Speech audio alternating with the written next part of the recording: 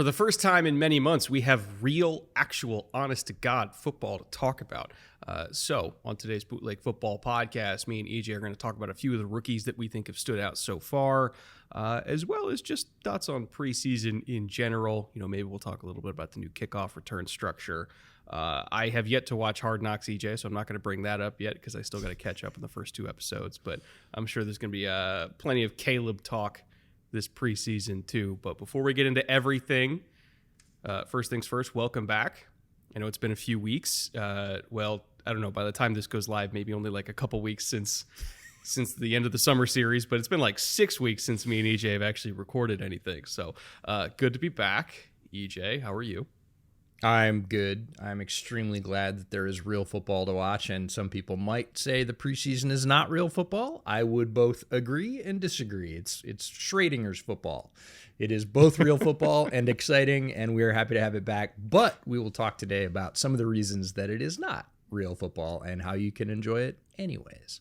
Before we get going, I do want to thank Underdog Fantasy for, of course, sponsoring not just the entire summer series where we did 32 episodes doing deep dives into all 32 teams, but also everything we got cooking for this coming regular season. We're going to have 2 episodes per week plus a live stream just like last year. So ideally every single Monday morning, we're going to have a rapid reaction to the Sunday slate of games. We're going to have a preview show for the upcoming week that goes live later in the week, and we're going to be doing our TNF live stream as well. So if you're new here, we have a lot coming for you this regular season, and if you were riding with us last year, you guys know the drill. But it's all made possible by Underdog.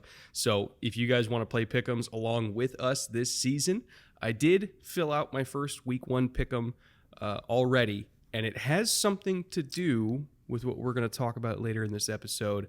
A couple things, actually. I did Ramondre Stevenson at higher than 56.5 rushing yards because if anybody out there watched the Bengals run defense this week, good God, they're not great. So Ramondre's probably going to have a pretty nice week 1. Mike Evans, I did higher than 65.5 receiving yards because I just frankly don't trust the Commanders' corners at this point.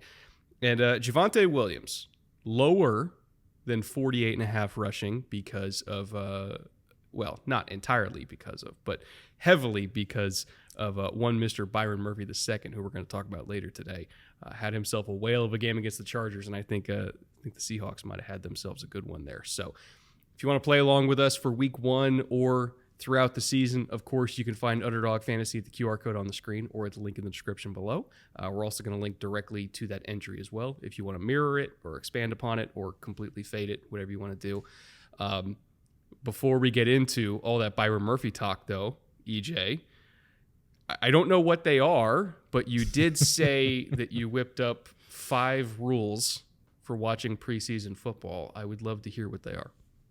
Yeah, 5 rules on how to watch the preseason. We're not going to tell you how to fan. You can fan however you like. We are strong believers in that. But there are some things, if you want to take away lessons from the preseason, that are good to do and good not to do. So we have 2 do nots and 3 do's. The first do not, number 1, is do not look at the score. This is a chance for head coaches and coordinators to be in the lab and to try things, and the score is going to be reflective of basically an enhanced practice. So if you're harping on preseason scores, you're probably going to be disappointed. I'm not saying you're doing it wrong. I'm just saying it doesn't really translate.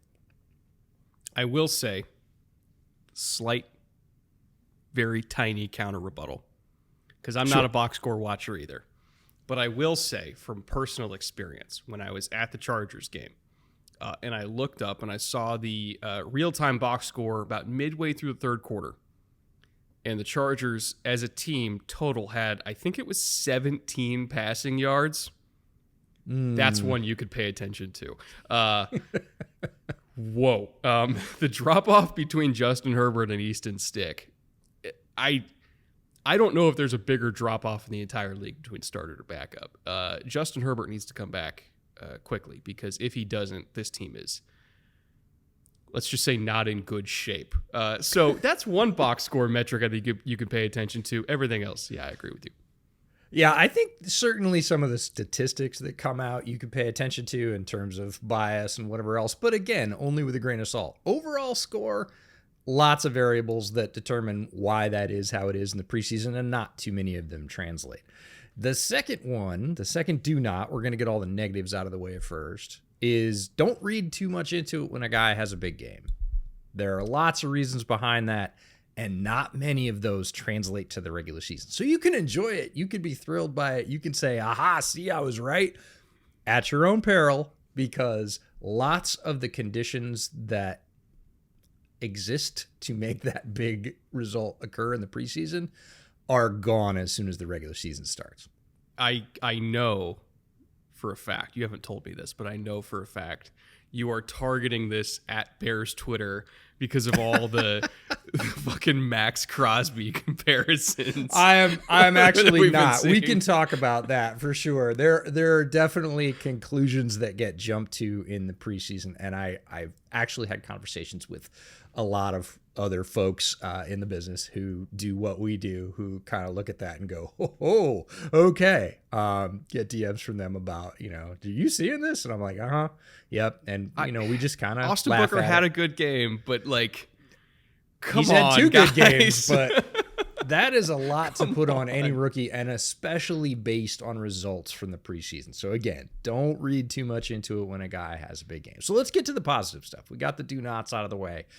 Rule number 3, do watch for being sound on assignments, because this stuff does translate. Good mental reps and good effort. Are they in the right place? Did they make the right choice? Whether or not they win, we can talk about that. In fact, we're going to with several of our rookies. But what you can be looking for is, are they playing fast? Are they in the right place at the right time? And are they putting in good effort? Because those things do translate to the regular season.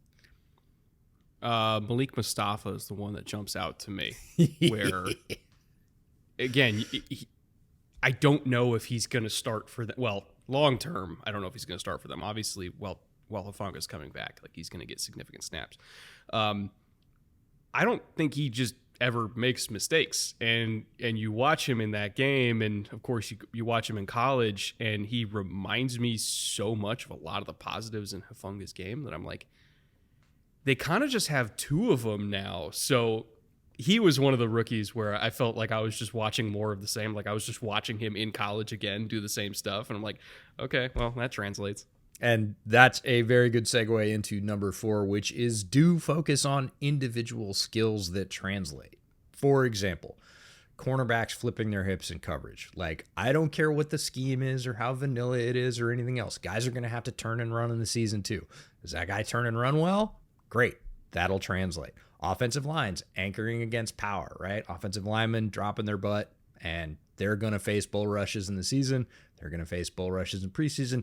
Yes, the level of player they're going against will change, but fundamentally, do they know how to do that? Yep. Are they going to do it in the season? Yep. So that's okay. When you talk about seeing more of the same that you saw from somebody's tape in college, or, I put out a tweet asking for, hey, who were the rookies that you all saw that you really enjoyed? And a lot of people put second-year players in there that, missed time with injury in their first year. So they're kind of rookies. And I appreciated that, because it's like, hey, where are they at coming back from injury, right? How's their strength level look? How's their, do they look rusty? Those things do translate. And this is a time to knock off that rust. But if they already look sharp, you got a head start. Who was our Texas linebacker that went to the Cowboys that tore his ACL last offseason? Man, hold on. I got to look it up, because I still haven't watched him yet, but I remember he was getting a lot of camp hype. Oh, you mean Demarion Overshown? You mean 2 years ago? Overshown, yes. Overshown, yes. And he got hurt, and he is going to have a monster season. I'll call this shot right now, put it in the books, clip it for cold takes, whatever you want. Demarion Overshown is going to blow shit up in Mike Zimmer's defense. He's put on I think 25 pounds. I saw he was up over 235. Yeah, he's between 18 and 25 pounds, is flying around. We were so excited to see him last year. He got hurt, obviously, early on. Didn't really have anything of a rookie season. The addition of Zimmer's aggressive scheme, his additional weight gain, the mental reps he took. He's one of the few rookies, I think, who did get hurt in the first year, who is going to come out of the gates just blazing, and people are going to be like, whoa, we forgot about this. And it's like, well, yeah, but he's not even the same guy. He's he's going to be a missile in that defense. We really liked him as a prospect. Good old Captain Armbands. He had like 10 of them on each arm. It's great. But I remember when he was coming out, very rangy, good in coverage, super instinctive. He kind of was like a little bit bigger version of like Deion Jones. But if he's up to 235 plus, that's a whole different class of linebacker there. That's not like a 215, 220 Will. That's like, oh shit, he might actually be a Mike. So excited to see him. I still got to go back and watch how he did in the first preseason game. But I swear I've seen tweets about him like every 2 days about how damn good he is. All right, what's rule number 5 for you? Rule number 5 is just do enjoy it for what it is. We let off the show saying that NFL football is back. It is back. It's guys fighting for jobs and to make their dreams come true for the majority of games. Like, starters are not playing the majority of these games. If they get a series or 2, that's great. You're going to see those guys all year long. The rest of the preseason is for everybody else on the roster. Now, are a lot of them going to make the team? No, just by number. Like, most teams go into the preseason with maybe 5 spots undecided, maybe 8 if it's a team that has a lot of roster turnover. And some teams less than that. Some teams it's only 2 or 3. So in general, just by numbers, the majority of these guys you see playing are not going to be on the regular season 53 roster. They're going to be on the practice squad possibly. They might be on some other team's 53 or their practice squad. But it's just guys trying to live out their lifelong dream of playing in the NFL. And it's exciting, right? It's not super polished. There are guys that are going to take advantage of coverage breaks and go for 80-yard touchdowns. Don't go, it's the preseason. Like, yeah, it's the preseason. Just enjoy it for the preseason. Like, put your popcorn in the bowl and get back to watching football. You don't have to overthink it. Don't get too high or low about it. Enjoy the fact that football's back. Enjoy that you're seeing guys like play as hard as they can, and just be happy about it. I noticed that caveat that a lot of people were using on these young quarterbacks. When like Jaden Daniels made that great throw on 3rd and 6. Caleb's throw to Kmet, and also Caleb's throw on 3rd and 12. Some of the J.J. McCarthy throws, even that one to Bo Nix, I think it was on like 3rd and 10. And, the same thing kept getting said over and over again by people who I just think can't enjoy things, which is, well, it's preseason. He's doing that against plumbers and, future Twitch streamers. And I'm like, guys, a good throw is a good throw. Like on that Jaden Daniels toss, like, coverage was good on that throw. Yeah, it's right. That guy was right there. Like I was thinking about that from the other side. That particular throw that Jaden Daniels made down the sideline early in the game. Like, if you're the other guy, the DB's coach, right? Young player comes back to the sideline. He's like, Coach, what are you going to tell him? And the answer is nothing. Do that every time. You did great. Your hand was basically in the catch pocket. A great throw is going to beat that coverage. There's nothing wrong with your coverage. You were in stride, in phase, hands in the right position. You didn't foul him. You did great. Sorry. Sometimes it just happens up here. Like, that's the gig. People just like to discount these rookie quarterbacks because, like, it's like, oh, well, he's not doing it against Sauce Gardner. It's like, that's not the fucking point. Yeah. Like, I think it goes back to the skills that translate, right? Yes. And with Caleb, you can say what you want about the defenders, but the defenders don't, for the most part, influence the read, right? If you are a quarterback and you're going through your reads, that's your job. That is a skill that translates. Yes, you will have to do it faster. Yes, the windows will be smaller. I agree with all that, but functionally, you're going to drop back and go through your reads. If you do that and you don't panic, you are exercising a skill that does translate to the regular season. Yeah, just because it's starters versus backups doesn't mean that you're functionally changing how you throw or how you read things out or how a particular concept is executed. Like, it's still NFL players out there, right? Like, yeah, you're not getting Aaron Donald barreling down on you. Well, you're definitely not now because he's retired. Or like Dexter Lawrence or whoever. But, like, I don't know. He's still doing what he's supposed to do, and he's doing it at a pretty high level. And I could say that for pretty much all the young rookie quarterbacks. I thought all of them had things that were really, really encouraging. So I guess a long way to go for a short drink of water. Just enjoy that we might possibly have another good rookie quarterback class and kind of infusing the league with even more young quarterback talent. NFL football is better when you don't have to watch Easton Stick. So like just enjoy it. I was just waiting for the fill in there. Oh, man. All right. Well, I did mention Byron Murphy II earlier. So again, the meat of this episode is EJ and I each have 3 rookies that we really want to call out that had a very good start to their preseason, that have put some really good tape out there so far. And my first one is Byron Murphy II, who we are biased because we had monster grades on him throughout the pre-draft process. A lot of people had him as DT1 in the class. It was either him or Newton. I would say if you're factoring in health, like obviously he would be DT1 because of Newton's foot stuff. But at worst, he was DT2 for everybody, right? So we all knew he was good. Like we're not shocked by this. No. But still, seeing what he did to other grown men that were fighting for NFL roster spots, right? This was not some like 290-pound SMU center. Like he's doing this against a guy who is competing for an NFL job. And to still see him ragdoll other grown men like that, not just once, not just twice, but virtually every single play. He was resetting the line of scrimmage. He was exceptionally quick and fluid as a penetrator.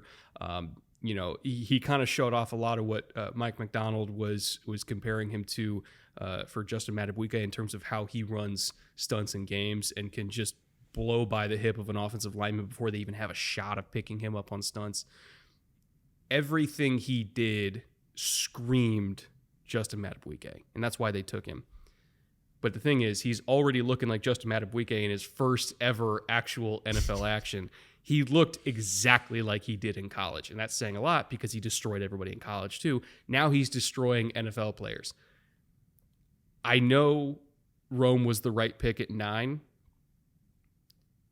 but I understand now the Bears fans that were like, fuck it, Byron Murphy, no matter what, at 9. Like, we need this guy. He's the next great 3 technique. Like, yeah, I agree. He looks like the next great 3 technique. He looks like one of these, future multiple Pro Bowl, potentially all pro type guys. I can't speak highly enough about how good that debut was. He is who we thought he was, in the words of Denny Green.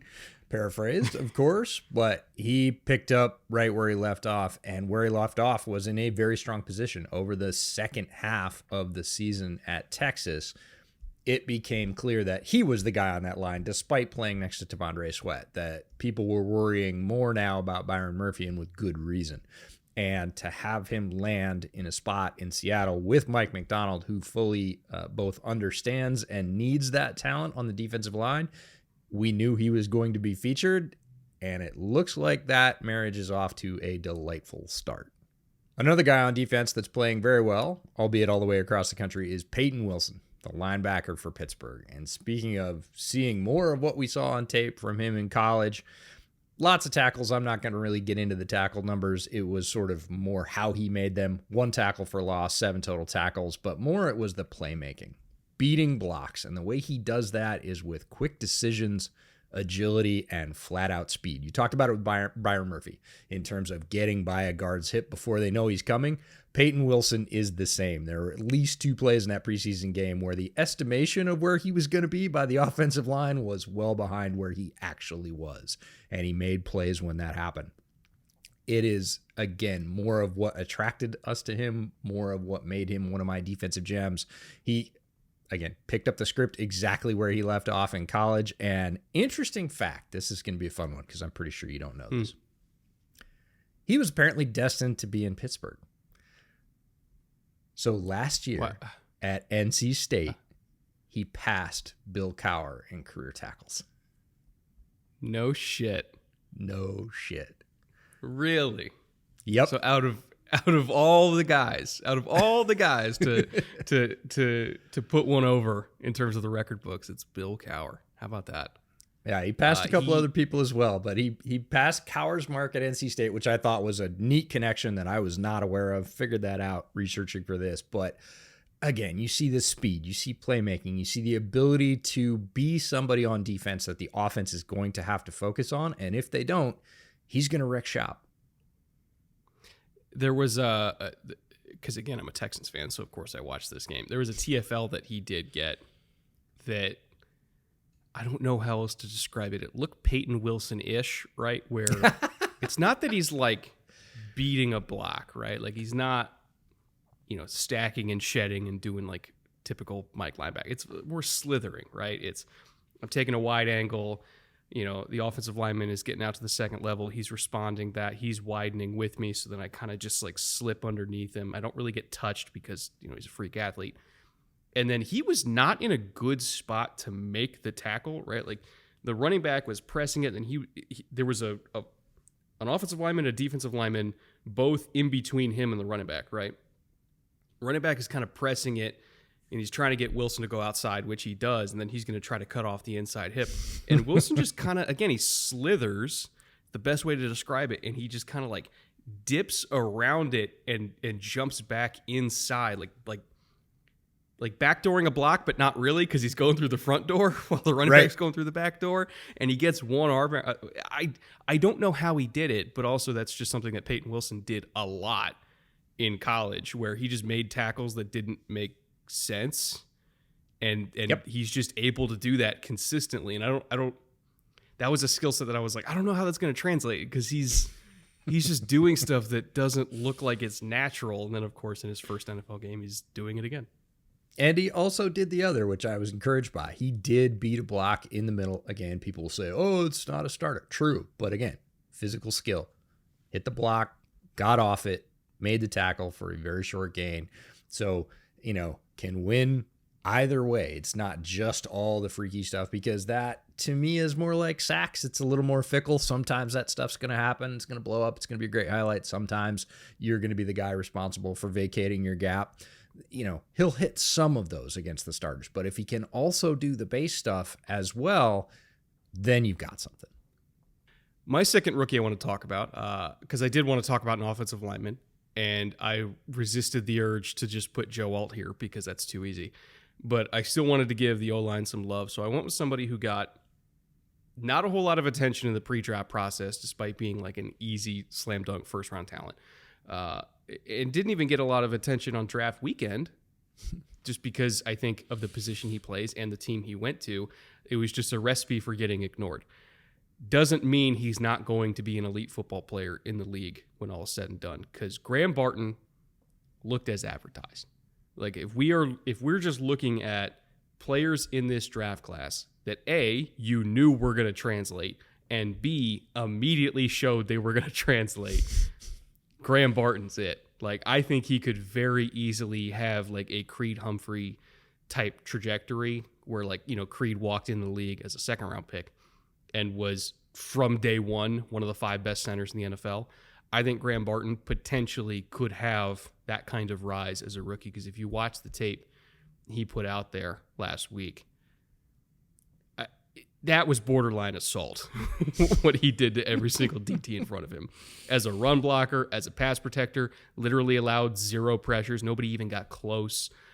He had 4 impact blocks in terms of the ground game in like a quarter. I think he's going to be spectacular. And I know a lot of Tampa Bay fans were super excited about the pick because they're like, oh, thank God, an interior offensive lineman that's good, because they really needed one. Like Tampa Bay fans were really hyped up about it. They didn't get a lot of credit for it, I think, from national media, but I think they knocked that pick out of the park. Barton is going to be tremendous as a rookie, and he's one of the big reasons why I think Tampa has a decent shot at winning the division, because one of their biggest weaknesses last year was not having a Graham Barton in the middle of their offensive line. It's so cool when guys, again, go to a spot where there's a need and hit the ground running. And, in hindsight, we go, why did we ever question that? Like, that seems like a no-doubter now. Like, there's always doubt in the draft process. And when a guy can erase that as early as Barton seems to have and just say, nope, I am what most people who really like me thought I was. I fit here really well, and I'm just going to keep doing those things. It's such a cool fit and story. And again, I think I'm really glad that you gave Tampa Bay fans credit because they were excited when Barton got drafted. But I think, nationally, there was a lot less fervor for a guy like Barton than there was for a lot of other first-round picks. But in Tampa, smart fans in Tampa, and they were like, nope, we needed it. We got a good one. This is great. This is solid. This is going to help. And to have him come out, again, in his first showing as a professional football player and be like, no question, no doubt, you're like, that's really cool. So staying with the offensive line, I'm also going to go with a guy on the interior offensive line. And this one is less spectacular and more solid, and that might mean even more to this particular team. I'm going to go with Dominick Puni, who's playing right guard for San Francisco. In his debut, I wouldn't say he was spectacular, but he was very solid. The thing that really stuck out to me about Dominick Puni's first game was composure. He made the right decisions. He looked like he belonged. He looked like he fully understood what he should be doing and when. He's very confident in pass pro. That part of his game was good to very good. And in the run game, I know some people will sort of throw shots at Power and say, oh, he needs to develop more. That's true, but as a rookie, he hit his spots in the run game. Power still needs work, but he was in the right place at the right time, took the right guy in the run fit. Didn't always win, but he made all his reach blocks. He was there. Now, whether or not he won those blocks, you can talk about that, but those are things you should be talking about with a rookie. So again, not necessarily spectacular, but really solid. And if he just continues to build on that start and he is just that solid, it is a major, in capital letters, upgrade for San Francisco on the interior offensive line. Another reason that they had trouble when they had trouble last year was their interior three not playing great. If Puni can play at a solid level and be a contributor off the jump as a rookie, that's a big boost to San Francisco's chances this year. As of the time of us recording, I don't think they've named him as a starter. I think sooner rather than later, he will be named as a starter. Like, that is a starting guard in the NFL. He should be a starting guard in the NFL. I would also like to say, I think they might have got two of them in this class, because Jarrett Kingston, who we talked about, I know we definitely talked about him a lot on day 3 of the draft stream. I don't know if we hit on him much in the pre-draft process, other than like when we went through the USC Pro Day. But when we watched him at the USC Pro Day, we were sitting with a couple of his teammates, and Jarrett was going through drills, and he just looked insane. And we're like, who the hell is that with the piston quick feet? And he's like, oh yeah, it's Jarrett Kingston. He's a freak. And then he tested out of this world. His RAS score is like insane. And so we're like, okay, Kyle has an athlete that he can mold here. And in Kingston's first action last week, he had 23 pass blocking snaps and allowed 0 pressures, which for a guard, by the way, is really impressive. It's one thing if it's a center, right? Because centers don't get as many one-on-ones. But if you're a guard and you go 23-0 on all of your pass blocking reps, that's something there. So not only was Puni great, but Kingston was great too. We know San Francisco desperately needed guard help because Spencer Burford just hasn't worked out like we hoped and thought he would. They might have gone 2 for 2 in this class. Now, for my third rookie, we didn't have a no quarterbacks rule, but nope. I also wanted to make a conscious decision to not just have 3 quarterbacks on here. And so I wanted to pick just one. And considering that we might not get to talk about him much for a while, again, at the time of recording this, we don't know what's going to happen with his knee. I really wanted to take a moment to spotlight J.J. McCarthy. I thought he had a fantastic preseason debut overall. Yes, there was that one pick early on where, at least to me, while watching it, it looked like on the over route, which was his middle field closed read, and it was a middle field closed coverage. So he's like, okay, I'm going to hit the over. Then he got flushed from pressure.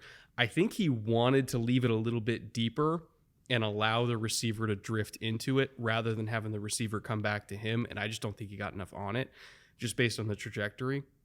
I know a lot of people were like, oh, the receiver drifted on him, which is true. But I also think that is something that actually quarterbacks and receivers around the league sometimes want to happen. Like, you almost want the receiver to drift deep to punish the DB for undercutting it. You leave the ball deep, and that sets up a yak opportunity. So I kind of feel like that's what they were trying to go for, and he just shorted it. It got picked off. Fine, whatever.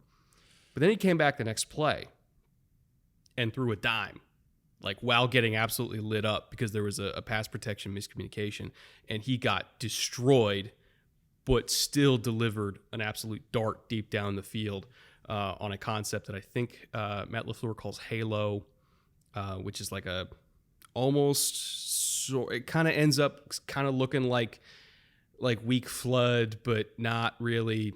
I don't know. I won't get it. I'll leave that for the film room episode I'm doing on it. But suffice to say, it was a really damn good throw under pressure. One play after throwing a pick, and he stood in there and delivered, and he didn't let it phase him. And then, of course, you had that deep touchdown where they just had mirrored verticals with 7-man pass pro, and it's just find where the safety is and throw it opposite. And I know, again, there's this narrative we talk about, like, oh, he's throwing it against plumbers. Like, the receiver had 5 yards of separation. It's a vanilla concept. Yeah, it is. You still got to hit it. You still got to throw. It's a far hash go ball. Yep. That is a far hash go ball deep down the field. That's a really hard throw. Mm-hmm. Like, I don't care if it's me out there playing corner. Like, that's a hard throw. And he hit it. And, of course, there was the other touchdown, the busted coverage. That one I didn't care as much about. But if you're looking at, okay, he had a smash concept from the far hash that was beautiful. The first throw he had, it was smash, wasn't there, worked the backside dig, avoid pressure, step up, absolutely drill the ball in between the two linebackers. Like, he had 5 or 6 throws on tape in this game where I was like, whoa, okay, that's something, yep. Right? Not that he didn't show it at Michigan, but he didn't get to show it 5 or 6 times in a game, let alone in a quarter and a half. So yeah. I think this was clearly Kevin O'Connell, using scheme, basically saying, like, look what he can do. Like, it's not that he can't do it, it's that he wasn't asked to do it. Look what happens when he's actually asked to do it. And he did it. There was the one pick, I get it, but that's, okay, fine, whatever. Everything else in terms of the total body of work I thought was awesome. And were it not for that knee injury, I think there's a realistic chance he probably would have started, within the first 6 weeks of the season. Now, who knows? But I think he showed a lot of really good things.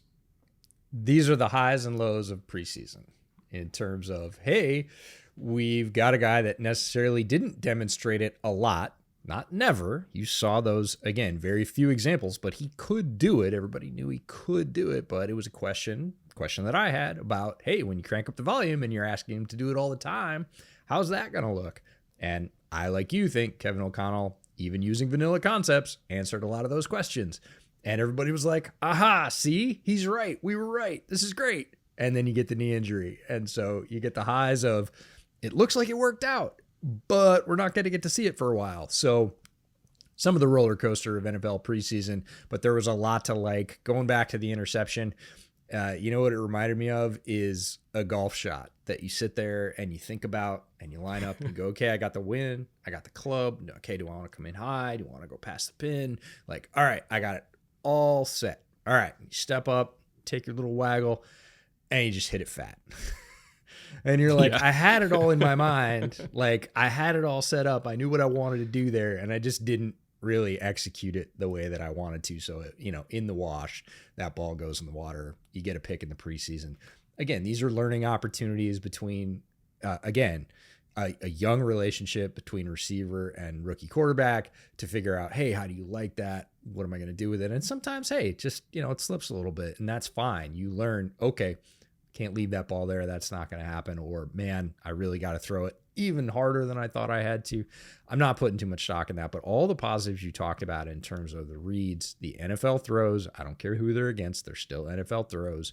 The accuracy looked good. We knew the athleticism was there. You talked about pocket movement, which I thought was really important. Again, going back to our rules, that is a skill that translates. I don't care who you're doing it against. You have to move before you throw in the pocket in the NFL all the time.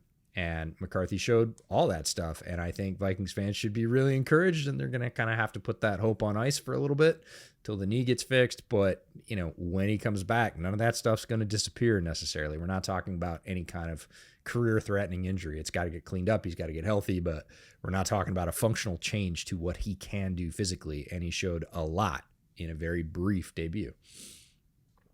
Also, I will say, even if, he's not going to be back for a long time because it's a full repair and not a trim, which at the time of recording this, we don't know. Sure. I still think the Vikings are going to be okay with Darnold. And maybe this is just pure copium, hopium, whatever you want to call it. There's still something there. I know there is. And this is the best opportunity I think Darnold's ever going to have in his career. Like, this is obviously the last stop on the train. But you think? Boy, that layer throw that he had early in the game, I was like, oh shit, here I go again. Yeah. Believing in Sam Darnold, be still my heart. Like, I know there's something there, man. I know it's there. I don't know if it's good, but I know it's there. I don't know if it's good. Yeah, Mina talked about it on her pod this week of the Darnold hive being activated with that throw. She said, like, in real time when he made that throw, like, the hair on her arm stood up and she could just feel the hive coming back to life. Darnold's here. And he will show some things. And I think the match with Kevin O'Connell, a lot of people have talked about this. We're by no means first on this, have said all offseason, hey, there is something there. And if anything's going to come out of Sam Darnold, and he has shown some things, if he's going to get it consistently, and I think that's the thing, is you can't just have good Darnold. You got to have good Darnold most of the time. You can't have bad Darnold to go with him. It's a lot like Baker Mayfield, different skill set, but in terms of highs and lows and putting your team in a position consistently, we'll see. But again, I'm with you. There's never a better chance. Is it the last stop? I doubt it. The NFL never gives up on highly drafted quarterbacks. But is it the last good stop? It might be. My third rookie is a guy that didn't jump out at me right away, but as I watched later into the game, and I know later in preseason is when a lot of people turn it off, I kind of sat up in my chair, much like that Darnold throw, and I was like, oh no, they did it again. And I'm talking about Jaylen Wright, the running back for Miami. Oh, yeah. Yeah. Like, he didn't have a lot of early action. He's such a Dolphin. He was such a Dolphin. We said, man, the skill set fits, but they have, but here's the point: the Dolphins did it again. They stocked the running back room with 4 of these guys every year, and Jaylen Wright going into the preseason was probably 4th. I don't know that he's going to stay there, even with all the other guys that they know and love and who run that system really, really well. And that's great news for Dolphins fans, is there's no real drop-off as you go from RB1 to RB3 or 4 in your running back room. But as we got later into that preseason game and you look at translatable skills that Jaylen Wright brings, and you're talking about, he's not going against elite defenders. That's true, but some of the things he did in terms of movement and vision for a running back are elite regardless of the players he's playing against. He had sharp cuts for positive yardage. Some young players who are extremely fast and agile, Jaylen Wright is both, use that improperly. They go east-west a lot. They end up losing yards. They kind of want to make it look fancy. It's like receivers having 7 moves off their break in all-star games. It's like, it looks cool, but you're never going to use it. Jaylen Wright used his gifts for positive gain each time, and that was really impressive. He makes subtle moves, especially right at and going through the line of scrimmage, that put him in, I would say, an idealized position. Right? It's just a little bit of a shift off the ball of 1 foot to make his weight to, now you're just an arm tackle. Before it was going to be a shoulder tackle, now you're catching me with your elbow. And I can run through that. And he did. He broke some tackles. And of course, he has the speed to pay it off when he comes through. We were all excited about that from his tape at Tennessee. We knew that was going to be a good fit with the scheme, but it was all those other things, the subtle moves, the making sure that he got forward lean, positive yardage, that he wasn't going backwards or dancing too much. And man, when he saw it, he just turned on the jets, and it's an 8-yard gain, a 10-yard gain. It looked just easy. And that is bad news for folks that are trying to contain the run against Miami. He reminds me, and I know this is such a cop-out, he reminds me of Achane. Yeah. Because he and Achane do very similar things in terms of making your angle bad. Correct. Like, neither one of them are going to be like elite tackle breakers like when you square them up in the hole. Like that's not what they do. Nope. But if there's even a sliver of space, they are gifted at making whatever angle you're coming into that space at the wrong angle. And if they can just turn like a straight line shot into you're hitting me at like a 45, halfway down my thigh, that's the difference between breaking a tackle and not breaking a tackle for them. Because again, they're not going to run through you. They're not going to get these, crazy pile moving runs like we see like James Conner get all the time. Right? Like James Conner's not going to, he doesn't have the wiggle anymore. But if you don't come correct, he's going to run your ass over. Whereas Achane and now Wright, like if they have 3 yards to work with, they make you have to cover all 3 of those yards laterally. And they're going to do whatever they have to do to make sure that whatever angle you're trying to hit them at is the worst angle that you don't want to be at. They're going to make you make awkward tackles. They're going to make you make off-balance tackles. They're going to make you do the stuff that Payton Wilson just did to the Texans, right? Except not everybody's Payton Wilson. They can do that. So I think from a skill set perspective, they're both a perfect fit for Miami. And even when Wright got picked, we're like, yeah, duh. Damn it. Duh, he's a Dolphins running back. They have like 4 of them now. But I think nothing about the first week of preseason disproved how perfect. This is a very awkward way of saying it. How about this? The first week of preseason proved how perfect a fit he is, because he did exactly what we expected him to do with the skill set that we already knew he had. He did it multiple times and demonstrated a really high level. I loved what you said about making your angle bad. And the bottom line is all these guys scare defenders. Because if you blow it and you're the one player assigned in the run fit, it's going a long ways. And your coach is not going to love it. So guys come hesitant. And that's the thing they can least afford when trying to tackle any of these guys. And all they got to do is give you a little and you're like, no. And then you're trying to arm tackle them. And that's a tackle they can break and then use all those gifts we're talking about after that as well. Yeah, if you're going to be wrong, at least be wrong confidently. That's all you can really do against them is just pray that they cut into you. All right. Well, this was a fun show talking about a few of the rookies that we thought had a great start to their career. I think this is coming out before the second week of preseason games kicks off. So we'll probably talk about more rookies next week because there's a couple hundred of them that we can go over. If you guys have your own rookies, of course, leave them in the comments below. Maybe we missed some or haven't gotten to some yet. We're recording this a few days after the first preseason games. So if there's somebody you want us to focus on heading into week 2, of course, let us know there.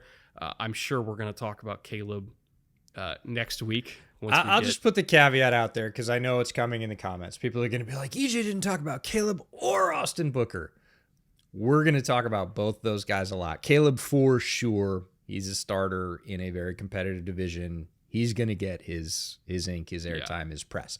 Booker has had 2 good games now. He was good in the Hall of Fame game as well. Yes, I know all about Austin Booker, and I kind of am building my own little secret stash research file on Booker. So, yeah, know that I saw Book and Wheeler and all the other Bears that had great preseason games. I know everybody expected me to talk about them. That's fine. We'll talk about them. Trust me.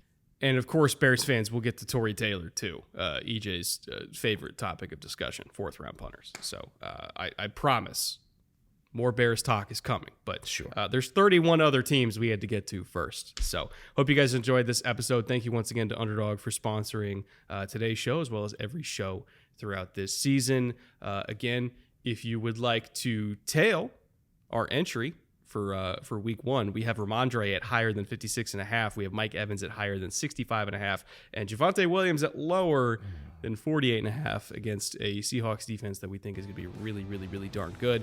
You can, of course, find that in the link in the description below or at the QR code on the screen. Until next week, I think that's all we got for you. So we'll see you then.